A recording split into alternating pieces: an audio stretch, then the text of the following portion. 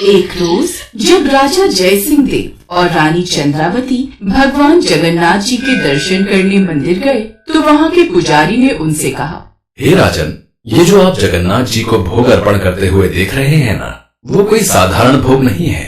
इन्हें लक्ष्मी देवी स्वयं बनाती हैं, और वो भी अपने पति भगवान जगन्नाथ जी के लिए। और जब वो इसे स्वीकार कर लेते हैं, फिर वो प्रसाद महाप्रसाद बन जाता है। फिर इसे जो भी खाता है उसके सारे पाप नष्ट हो जाते हैं और जीवन के अंत में वैकुंठ मिलता है। सच में? लाइए पंडित जी, हमें भी प्रसाद दीजिए। हे जगन्नाथ जी, सुना है आप सबकी मुरादें पूरी करते हैं। मेरी आपसे प्रार्थना है कि मुझे लक्ष्मी देवी जैसी एक पुत्री प्राप्त हो। इतने पवित्र मन से अर्पित की गई प्रार्थना भला जगन्नाथ जी कैसे नहीं सुनते। फिर 1 साल के भीतर ही राजा जयसिंह और चंद्रावती के घर में एक सुंदर कन्या ने जन्म लिया। उसका नाम रखा गया विष्णुप्रिया। वो दिखने में बेहद ही खूबसूरत थी और साक्षात माँ लक्ष्मी का ही रूप लग रही थी। उसे जो कोई भी देखता वो देखता ही रह जाता। विष्णुप्रिया के शरीर को स्पर्श करके निकलने वाली पवन बगीचे में खिले पुष्पों से बातें करती। अरे ओ सूरजमुखी, अब तो अपना चेहरा सूरज की तरफ नहीं विष्णुप्रिया की ओर मोड़ ले, क्योंकि अब उससे सुंदर तुम्हें इस धरती पर कोई और नहीं मिलने वाला। बिल्कुल सही कहा तुमने। सिर्फ सुंदर ही नहीं, गुणों में भी इतनी सुंदर राजकुमारी मैंने कहीं नहीं देखी। तभी पेड़ की टहनी पर बैठा तोता बोलने लगा, राजकुमारी विष्णुप्रिया की जय हो, राजकुमारी विष्णुप्रिया की जय हो। ऐसे ही समय बीतता गया और अब राजकुमारी बड़ी होने लगी। एक रोज रानी चंद्रावती अत्यंत बीमार हो गई। हर जगह से वैद्य बुलाए गए, लेकिन कोई असर नहीं हुआ। ऐसे में राजकुमारी विष्णुप्रिया ने अपनी माँ की सेवा करने में कोई कसर नहीं छोड़ी। एक रोज जब वो अपनी माँ के कमरे में बैठी थी, तभी उसे बड़ी ही मधुर वाणी में कोई गाना गाते हुए सुनाई दिया। उसने इससे पहले कभी इतना मधुर संगीत नहीं सुना था। उसने अपनी दासी से कहा, जाओ जाकर पता लगाओ ये इतना मधुर संगीत आखिर कौन गा रहा है। कुछ देर बाद वो दासी लौटी और बोली, राजकुमारी, वो तो पुरी से आए हुए एक सन्यासी हैं। उन्होंने आपके लिए एक संदेश भेजा है और ये महाप्रसाद भी। उन्होंने कहा है कि ये जगन्नाथ जी का महाप्रसाद है, इसे महारानी को दे दो और जगन्नाथ जी से प्रार्थना करो। फिर देखना आपकी माता जी जल्द ही स्वस्थ हो जाएंगी। दासी की ये बात सुनकर और हाथ में महाप्रसाद लेकर विष्णुप्रिया जी को एक रोमांच हो आया, जैसे मानो कोई पुराने रिश्ते के तार जुड़ गए हो। उनके हृदय में प्रेम की लहरें उठाई। उसने भगवान जगन्नाथ से माँ के ठीक होने की प्रार्थना की और वो महाप्रसाद अपनी माँ को खाने को दिया। रानी चंद्रावती ने जैसे ही वो प्रसाद ग्रहण किया, उन्हें लगा कि वो शुद्ध हो गई हैं और कुछ ही देर में वो पूरी तरह ठीक हो गई। माँ, तुम पूरी तरह स्वस्थ हो गई हो माँ? हाँ बेटी, ये सब जगन्नाथ जी का चमत्कार है। इसके बाद तो राजा जयसिंह और रानी चंद्रावती और राजकुमारी विष्णुप्रिया का उस महाप्रसाद में विश्वास और भी बढ़ गया। लेकिन इस घटना के बाद तो विष्णुप्रिया के मन में जगन्नाथ जी के लिए बेहद प्रेम भर गया था, मानो दिल के कोई पुराने तार छिड़ गए हो। एक दिन पुरी से एक पंडा राजा से मिलने आता है। राजा ने उसके अच्छे से रहने का इंतजाम किया। कुछ दिन वहाँ ठहरने के बाद जब वो वापस जाने लगे तो राजा ने कई भेंट और उपहार जगन्नाथ जी के लिए दिए। तब विष्णुप्रिया सोचने लगी, जगन्नाथ जी तो स्वयं लक्ष्मी जी के पति हैं, उनके पास किस ऐश्वर्य की कमी है। फिर मैं उन्हें ऐसा क्या उपहार दूं जो उन्हें अच्छा लगे। फिर उसे एक उपाय मिल गया। उसने एक पत्र लिया, सुनहरी कलम ली, फिर अपने हृदय के प्रेम को प्रकट करते हुए एक पत्र लिखा। फिर उसे एक सुंदर से डब्बे में रख दिया और उस पंडित को दे दिया। ये उपहार मेरी तरफ से जगन्नाथ जी के लिए है, इसे कृपया आप जगन्नाथ जी तक पहुंचा दीजिए। वो उपहार लेकर पंडित जी वहाँ से निकल पड़े। रास्ते में चलते चलते उन्होंने उस उपहार की तरफ देखा और सोचा, अरे वाह, ये डब्बा तो बड़ा सुंदर है। देखो तो सही, इसमें ऐसा क्या मूल्यवान उपहार है जो राजकुमारी जगन्नाथ जी को भेज रही है। फिर उस पंडित ने उस मूल्यवान वस्तु को खोलकर देखा तो सोचने लगे, ये राजकुमारी विष्णुप्रिया पागल है क्या? जगन्नाथ जी के लिए उसने एक मामूली पत्ता भेजा है। इस तुच्छ पत्ते को इतना दूर ले जाने का क्या फायदा? फेंको इसको यहीं पर बेवकूफ राजकुमारी। ये बोलते हुए उस पंडित ने उस पत्ते को वहीं रास्ते में फेंक दिया। फिर थकान के मारे जब उसे नींद आ गई तो हमारे प्यारे जगन्नाथ जी पहुंच गए उस पंडा के स्वप्न में और उसे डांटते हुए कहने लगे, तुम्हारी हिम्मत कैसे हुई मेरे उस उपहार को हाथ लगाने की? तुम्हें जो भेंट मिली थी वो तो तुम लेकर आ गए, लेकिन राजकुमारी विष्णुप्रिया ने जो उपहार मेरे लिए भेजा था उसे तुम रास्ते में फेंक आए। स्वार्थी कहीं के, ऊपर से अब यहाँ आराम से सो रहे हो, धूर्त कहीं के। प्रभु वो तो मात्र एक पेड़ का पत्ता था। मूर्ख, मेरे लिए वो पत्ता अत्यंत प्रिय था। राजकुमारी ने वो प्रेम पत्र मेरे लिए लिखा था। जो पत्र विष्णु प्रिया ने मेरे लिए लिखा था उसे तुम बेकार समझकर कहाँ फेंक कर आ गए। तुम जानते हो उसके समान मेरे पास कोई भी कीमती वस्तु नहीं। जब तुमने कल उसे मार्ग में फेंक दिया था तो उसे मैंने उठा लिया था। अब कल मेरे मंदिर में आकर तुम देखना, वो मेरे पास तुम्हें मिलेगा, बेवकूफ। इतना कहकर जगन्नाथ जी अदृश्य हो गए। अगले दिन प्रातः काल वो अपने स्वप्न की सच्चाई जानने के लिए मंदिर में गया। जब मंदिर के कपाट खोले तो सभी लोग हैरान रह गए। उन्होंने देखा कि जगन्नाथ जी के वक्षस्थल पर कुछ लटक रहा था। सभी लोग अपने तर्क लगाने लगे कि यह आखिर क्या हो सकता है। आखिर में वो पंडा मुख्य पुजारी के पास गया और उसने सारा वृतांत कह सुनाया। हे प्रभु, श्री क्षेत्र जो भी आता है वो कुछ न कुछ उपहार लेकर आता है।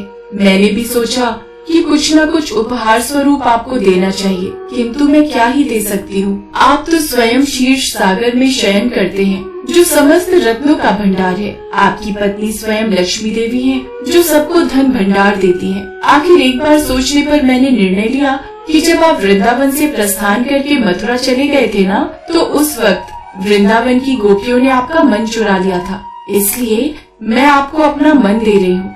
कृपया अपने चरणों में मेरे मन को स्वीकार कीजिए। जब पुजारी और वहाँ उपस्थित सभी लोगों ने उसे पढ़ा तो उनकी आंखों में प्रेम अश्रु प्रवाहित होने लगे। राजकुमारी का जगन्नाथ जी के लिए इतना प्रेम देखकर मंदिर में खड़े सभी लोग उन दोनों के प्रेम की गाथा देखकर बहुत प्रसन्न हुए।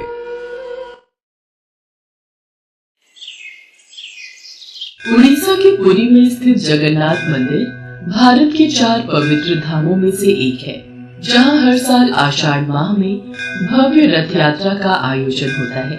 हिंदू धर्म में जगन्नाथ रथ यात्रा का बहुत अधिक महत्व है। जगन्नाथ मंदिर में भगवान जगन्नाथ विराजमान हैं, जो कि श्री हरि विष्णु के अवतार श्री कृष्ण का ही रूप माने जाते हैं। जगन्नाथ का अर्थ होता है जगत के नाथ। आषाढ़ मास की द्वितीय तिथि को ये रथ यात्रा शुरू होती है और शुक्ल पक्ष के 11वें दिन भगवान की वापसी के साथ इस यात्रा का समापन होता है। भगवान जगन्नाथ के मंदिर से जुड़ी एक पौराणिक कथा के अनुसार मध्य भारत में इंद्रद्युम्न नाम के एक राजा रहते थे। उनकी राजधानी का नाम अवंती था। वो भगवान विष्णु के बहुत बड़े भक्त थे और हमेशा भगवान विष्णु के दर्शन के लिए इच्छुक रहते थे।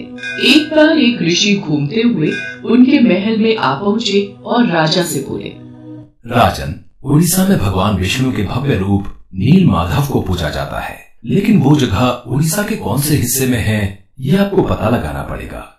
क्या आप सत्य कह रहे हैं ऋषि श्रेष्ठ? ये सुनकर तो मेरा मन भगवान विष्णु के दर्शनों को लालायित हो गया है।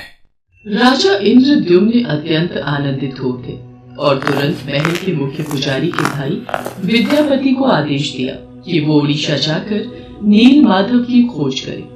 राजा के आदेश अनुसार विद्यापति ओडिशा भ्रमण करने निकल पड़े।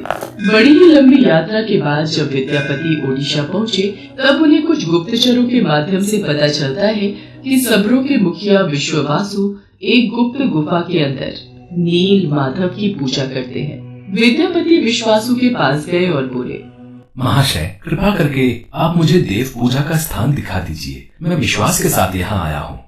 नहीं नहीं, मैं तुम्हें उस स्थान पर नहीं ले जा सकता, मुझे माफ करो। अब मैं क्या करूं? यदि ऐसे ही वापस गया तो महाराज को क्या जवाब दूंगा? मुझे कोई और रास्ता ढूंढना होगा। विद्यापति उसी गांव में रुक गया। कुछ ही दिनों में विद्यापति को विश्ववासु की बेटी ललिता से प्यार हो गया और दोनों ने शादी भी कर ली।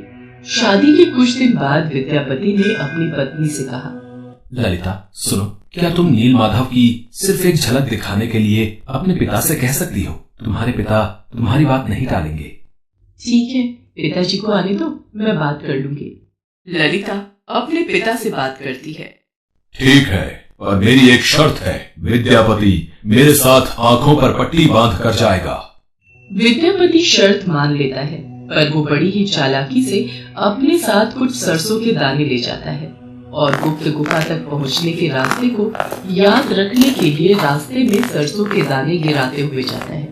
गुप्त गुफा में पहुंचने के बाद जब विद्यापति ने नील माधव की दिव्य छवि को देखा तब वो उन्हें देखता ही रह गया। गुप्त गुफा से लौटकर विद्यापति ने राजा इंद्रद्युम्न को सब कुछ बताया। तब राजा इंद्रद्युम्न भी अपने प्यारे भगवान के दर्शन के लिए तुरंत निकल पड़े। लेकिन जब राजा इंद्रद्युम्न विद्यापति के साथ गुप्त गुफा में पहुंचे तब उन्हें वहां कुछ नहीं दिखा। नील माधव अंतर्धान हो चुके थे। यहाँ पर तो कुछ भी नहीं है, प्रभु कहाँ गए? महाराज, मैंने यही उनके दर्शन किए थे, पर अब वो यहाँ से अंतर्ध्यान हो गए हैं। राजा इंद्रद्युम्न निराश होकर महल में लौट आए। उसी रात उनके सपने में भगवान विष्णु आए और बोले, राजन, तुम पुरी के समुद्र तट पर जाओ, वहाँ तुम्हें एक लकड़ी का लट्ठा मिलेगा जो पानी में तैर रहा होगा। उसे लेकर आओ और उस लकड़ी से मूर्ति का निर्माण करो। राजा इंद्रद्युम्न ने इस संदेश का पालन किया और वो पुरी के समुद्र तट पर पहुंच गए और वहां उन्हें सचमुच एक लकड़ी का लट्ठा पानी में तैरता हुआ दिखाई दिया। लेकिन राजा इंद्रद्युम्न के सेवकों की लाख कोशिशों के बावजूद भी कोई उस लकड़ी के लट्ठे को उठा नहीं पा रहा था। अंत में कबीले के सरदार विश्ववासु की सहायता से उस लकड़ी के लट्ठे को महल में लाया गया, परंतु उस लकड़ी के लट्ठे से कोई भी कारीगर नील माधव की छवि तराश नहीं पा रहे थे। महाराज, हमारे लिए ये कार्य करना असंभव है। हम इस लकड़ी के लट्ठे से कोई भी मूर्ति नहीं तराश पा रहे हैं, हमें क्षमा कीजिए। जब इस काम को करना नामुमकिन हो गया तब भगवान विष्णु ने फिर से राजा के सपने में दर्शन दिए और कहा, राजन, तुम देवताओं के शिल्पकार विश्वकर्मा की आराधना करो, वो इस कार्य को अवश्य पूरा करेंगे। भगवान विष्णु के कहने पर राजा इंद्रद्युम्न ने देवताओं के शिल्पकार श्री विश्वकर्मा से प्रार्थना की। तब वो सबके समक्ष एक बूढ़े बढ़ई के रूप में प्रकट हुए और राजा इंद्रद्युम्न से बोले, राजन, मैं आपको विश्वास दिलाता हूँ कि मैं कुछ ही दिनों में तराश कर मूर्तियां तैयार कर दूंगा, लेकिन मेरी कुछ शर्तें हैं। जी प्रभु, बोलिए, मुझे आपकी सारी शर्तें मंजूर हैं। मैं भगवान श्री विष्णु की मूर्ति को 21 दिनों में बनाकर तैयार कर दूंगा, पर मैं ये कार्य अकेले में एक बंद कक्ष में रहकर करूंगा। अगर किसी ने भी मेरा कार्य पूरा होने से पहले कक्ष के द्वार को खोला तो मैं कार्य को अधूरा छोड़कर चला जाऊंगा। मुझे आपकी सारी शर्तें मंजूर हैं, कृपा करके आप कार्य को आरंभ कीजिए।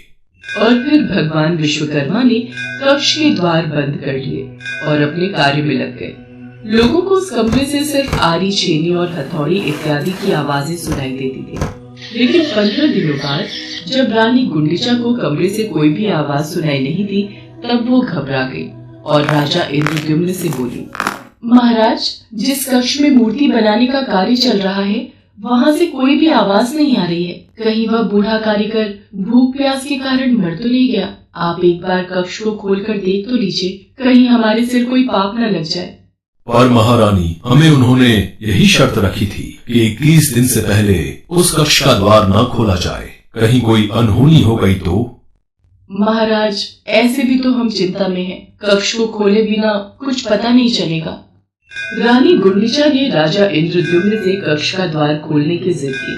आखिर में कक्ष के द्वार को खोला गया और राजा इंद्रद्युम्न के ऐसा करते ही वो बूढ़ा कारीगर बने भगवान विश्वकर्मा गायब हो गए और अपने पीछे आदि बनी 3 मूर्ति छोड़ गए। राजा इंद्रद्युम्न को इस बात से बहुत दुख पहुंचता है कि उन्होंने विश्वकर्मा की बात को नहीं माना और शर्त के नियम तोड़ दिए। इसी कारण प्रभु जगन्नाथ के हाथ और पांव आधे बने हुए हैं। राजा इंद्रद्युम्न ने उसी रूप में उन मूर्तियों की स्थापना की जो आज जगन्नाथ मंदिर के नाम से प्रसिद्ध है, जहां श्री कृष्ण भगवान जगन्नाथ के रूप में बड़े भाई बलराम और छोटी बहन सुभद्रा के साथ विराजमान है। प्रभु जगन्नाथ को भी बुखार होता है, उनको भी दवाई दी जाती है। कभी कभी वो ठीक हो जाते हैं पर कभी कभी नहीं। उनका पुनर्जन्म होता है जिसे नव कलेवर कहा जाता है, जो हर 8 साल, 12 साल और 19 साल में एक बार होता है। इन दिनों उड़ीसा सरकार पुरी में अंधकार का ऐलान करती है और कुछ खास पुजारी अपनी आंखों पर लाल कपड़ा और हाथों में लाल कपड़ा बांधकर पुरानी मूर्ति से कुछ रहस्यमय चीज को निकालकर नई मूर्ति में लगा देते हैं, जिसे ब्रह्म पदार्थ कहा जाता है। ब्रह्म जो जीवन का प्रमाण देता है। जैसे प्रत्येक मनुष्य के शरीर में आत्मा होती है, उसी प्रकार प्रभु जगन्नाथ के शरीर में ब्रह्म या परमात्मा रहते हैं। यही कारण है कि प्रभु जगन्नाथ दुनिया के एकमात्र जीवित ठाकुर जी हैं, जो भक्तों की पुकार सुनते हैं, समझते हैं और उनकी इच्छाओं को पूरा करते हैं। श्री जगन्नाथ मंदिर के ऊपर स्थापित लाल ध्वज सदैव हवा की विपरीत दिशा में लहराता है। प्रतिदिन सायंकाल मंदिर के ऊपर स्थापित ध्वज को मानव द्वारा उल्टा चढ़कर बदला जाता है। कहा जाता है कि जब श्री कृष्ण की मृत्यु हुई थी, तब एक बहेलिये ने ही उनका अंतिम संस्कार किया था, लेकिन उस वक्त श्री कृष्ण का दिल आग में जला नहीं था, जिस वजह से बहेलिये ने उस हृदय को लकड़ी के गुच्छे में बांधकर समुद्र में प्रवाहित कर दिया था, जो फिर बहते बहते पुरी के समुद्र तट पर पहुंचा और वहां से फिर राजा इंद्रद्युम्न ने उसे प्राप्त कर प्रभु जगन्नाथ की मूर्ति का निर्माण करवाया।